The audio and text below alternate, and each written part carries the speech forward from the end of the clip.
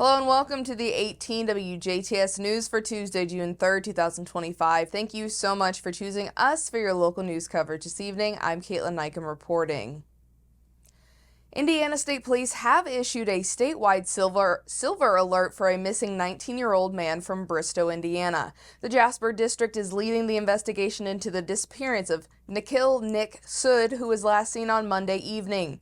Sood, described as an Asian male standing 5 feet 10 inches tall and weighing approximately 200 pounds, has black hair and brown eyes. He was last seen wearing a blue shirt, black shorts, and white tennis shoes when he disappeared on Monday, June 2nd at 5 p.m. The missing man vanished from Bristow, a community located at approximately 130 miles southwest of Indianapolis. Authorities believe Sood may be in extreme danger and could require immediate medical assistance. Law enforcement officials are urging anyone with information about Sood's whereabouts to contact the Indiana State Police Jasper District at 812-482-1441 or call 911 immediately. The statewide alert system is designed to quickly disseminate information about missing persons who may be at risk. Early Saturday morning on May 31st, Trooper Andrew Recker was working in the Jasper area when on State Road 162 he observed a vehicle with only one functioning headlight. Trooper Recker activated his emergency lights and stopped the vehicle. Trooper Recker spoke to the driver, 58-year-old Douglas Watson of Jasper, Indiana. Watson showed visible signs of impairment. Watson was transported to the Jasper Police Department for a chemical test and was arrested and transported to the DuBois County Jail, where he is held on bond with charges of operating a vehicle while intoxicated, a Class A misdemeanor. A routine patrol led to the arrest of a Christney resident on charges of operating while intoxicated early Sunday morning on June 1st. Indiana State Trooper Levi Hupp was monitoring traffic on US 231 near Christney when he observed a vehicle traveling significantly below the posted speed limit. Upon following the vehicle, Trooper Hupp noted it swerving across multiple lanes, prompting a traffic stop. The driver, identified as 76-year-old Stephen Summers of Christney, exhibited visible signs of impairment. Summers was transported to the Spencer County Jail, where a chemical test was administered. He was subsequently arrested and is currently held on bond on charges of operating a vehicle while intoxicated, a Class A misdemeanor.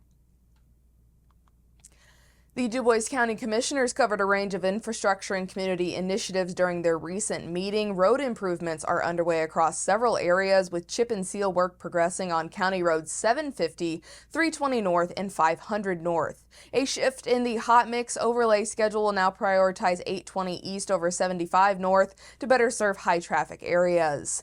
Levi Reifert was appointed as the new county engineer, bringing experience from INDOT, including time spent on the Highway 69 project. The commissioners also approved a $15,000 funding request for Ride Solution to continue providing public transportation and discussed a staff restructuring proposal from Purdue Extension to better support the county's Hispanic population with a bilingual program assistant. A request to lower the speed limit on Industrial Park Road in Ferdinand is under review due to increased development. In other updates, the board is working with Jasper and consultants on sewer expansion plans, though state funding challenges remain. Commissioners also reviewed a resolution formally opposing the Mid-States Corridor project, citing concerns about eminent domain and local tax usage. Residents can re-watch the full meeting on the DuBois County government's YouTube channel and follow the DuBois County government on Facebook for ongoing updates. In the same lane as that previous story as well, Colton Pippinger, executive director of DuBois Strong, is urging immediate investment in a modern north-south transportation link to connect Interstate 64 and Interstate 69, emphasizing the project as essential to the region's long-term economic viability. Pippinger says that while DuBois County's economy remains strong, its outdated transportation infrastructure is straining under current demands. U.S. Highway 231 is no longer sufficient to support the region's growing business community and commuting population. The increasing presence of large trucks has contributed to congestion, slowed commerce, and added to daily frustration for drivers. He warns that without improvements, companies that have long contributed to the region's prosperity may begin to scale back operations, disinvest, or even relocate. Despite being among Indiana's top counties in terms of gross domestic product, DuBois County remains the most populous county in the state without a major four-lane highway. According to economic analysis, analysis by Hunden Strategic Partners, the proposed Mid-States Corridor would generate $300 million annually in economic impact across Du Bois and Spencer counties, support the creation of 7,000 long-term jobs, and deliver more than $4 million per year in local tax revenue. Pippinger reviews these projections as evidence of the project's long-term value for the region. National data further supports infrastructure as a driver of economic growth. A study cited from the Journal of Infrastructure found that infrastructure investment reduces transaction costs, boosts labor productivity, and increased overall efficiency, particularly in connection with initiatives like the Bipartisan Infrastructure Investment and Jobs Act. While Pippinger acknowledges the need to minimize negative impacts on individuals along the proposed route, he maintains that the broader benefit of the Mid-States Corridor outweighs the costs, similar to the long-term value delivered by Patoka Lake after initial concerns during its development.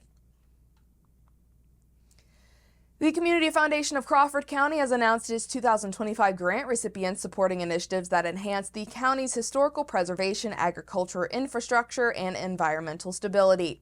One of the beneficiaries is the Friends of the Marengo Big Springs Old Town Church. This grant will aid in the restoration of the interior of this 167-year-old landmark in downtown Marengo, focusing on maintaining its original features.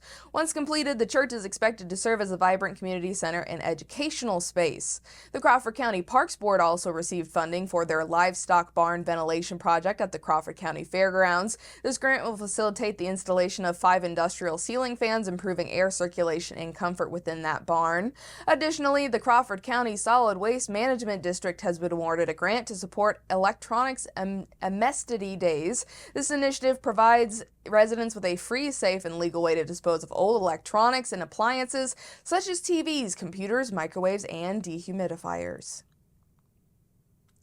The Tell City Police Department has announced a citywide initiative to locate and remove abandoned vehicles from public and private properties. This initiative aims to enhance community safety, improve neighborhood appearance, and enforce state laws and local ordinances.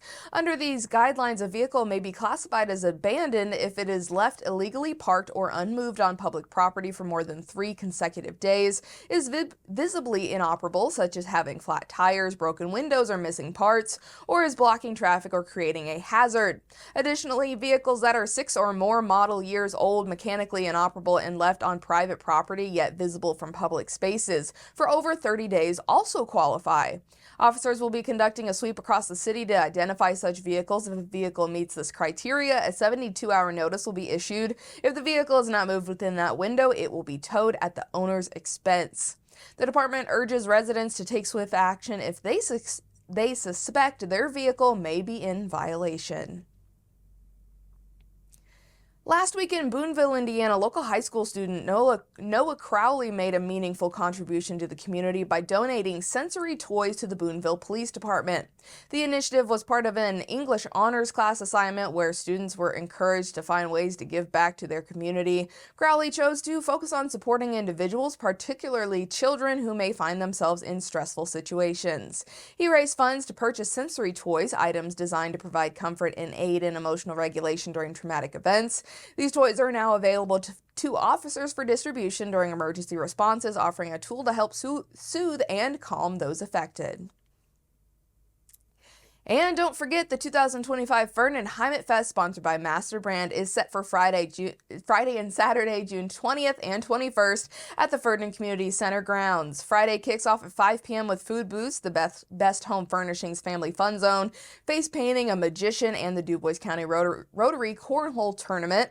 Live music on the Jubilee Chevy and Toyota main stage begins at 8 p.m. with GPT. Saturday starts with the Heimat Fest 5K, a car and bike show, and a co-ed volleyball tournament. Families can enjoy the Feller Express Dinosaur Experience, inflatables, a foam party, and the kitty pedal pool. The evening wraps up with live music from 5 under, starting at 8 p.m. Eastern.